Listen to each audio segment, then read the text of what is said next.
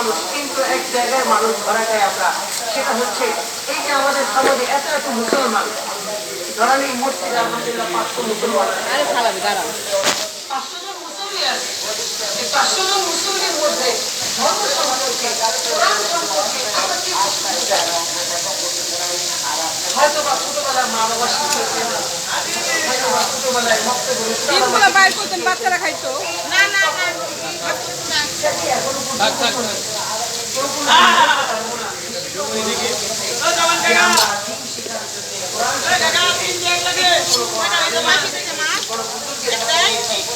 নিজের শেখার জন্য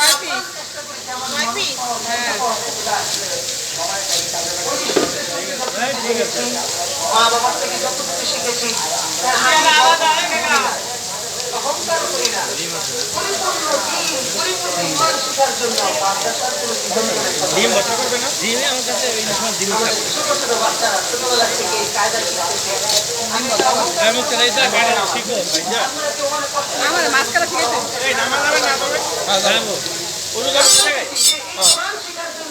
পরিপূর্ণ এলেমের জন্য আপনি হয়ে গেছে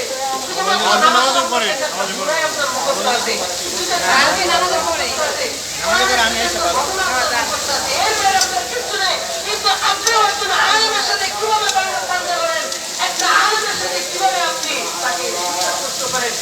আপনিও বেশি কথা বলবেন না, আমিও কিন্তু কম জানি না। অনেকেই কথা বলে যে আমরাও কম জানি না, কিভাবে জানছে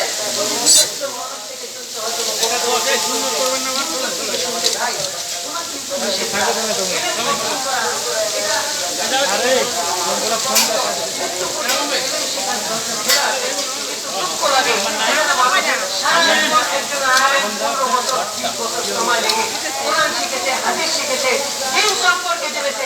আরেকজন মানুষ এক সেকেন্ড কিছু ওয়াজ করে এক সেকেন্ড ইউটিউব থেকে এখন অনেক রকম, এটা তো সম্মানিত হাজির। দিন সম্পর্কে যদি পুরোপুরি জানতে চাই, জানতেই হবে, না জেনে কোনো উপায় নেই। আমরা তো এটাকে জরুরি মনে করি না যে কোরআন সম্পর্কে আমাদের জ্ঞান অর্জন করতে হবে, শিখতে হবে, এটা আমরা কোনো মনে করি না। লম্বা কথা বলছি না, আফসোসকে এই কথাই বলতেছি, আমরা যেটা না জানি এটা জানার জন্য তাদের কাছে যাবো, বলেন হক্কানি আলেমদের কাছে যাবো। হক্কানি মানে সত্যপন্থী আলেম। কারণ এখন তো ডাক্তারের মধ্যে যেরকম অনেক ভেজাল ডাক্তারও আছে, আলেমদের মধ্যেও কিছু কিছু আলেম আছে যারা বাতিলপন্থী আলেম, কিন্তু তারাও আলেম। এজন্য আপনাকে যাচাই বাছাই করতে হবে কে হকপন্থী আলেম আর কে বাতিলপন্থী আলেম। হকপন্থী আলেমদের থেকে আমার ইমান সম্পর্কে জানতে হবে। ভাইরা আমার, দুনিয়ার ভিতরে একটা ঘর বানানোর জন্য কতজনের এই পেটাগুলো কি করবেন?